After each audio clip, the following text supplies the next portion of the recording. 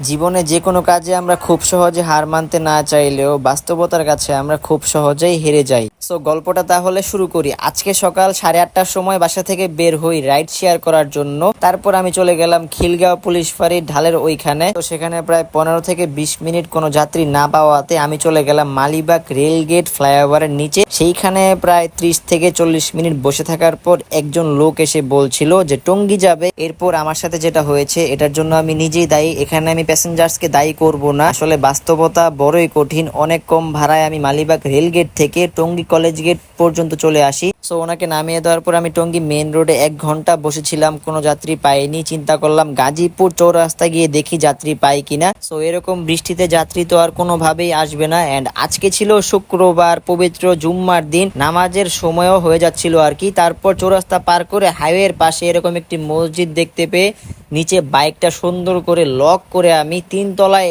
চলে আসলাম নামাজ আদায় করতে। তো নামাজ শুরু হওয়ার আগে দেখছিলাম যে বাইকটা নিচে রয়েছে কিনা। আর এই হচ্ছে আমার হেলমেট গুলো রাখা আছে এখানে। সো সবার আগে নামাজ আদায় করবেন কাজ পরে। সো আলহামদুলিল্লাহ জুম্মার নামাজ আদায় করে চলে আসলাম নিচে। জীবনে যত যাই কিছুই হয়ে যাক না কেন, কাজ করতে হবে, কাজ ছাড়া কোনো গতি নেই। আর একটি কথা মাথায় রাখতে হবে, হাল ছেড়ে দেওয়া যাবে না। সো আমি চলে আসলাম গাজীপুর চৌরাস্তার এখানে। দেখি যাত্রী পাই কিনা, আল্লাহ ভরসা। সবাই দোয়া করবেন। আল্লাহ হাফেজ।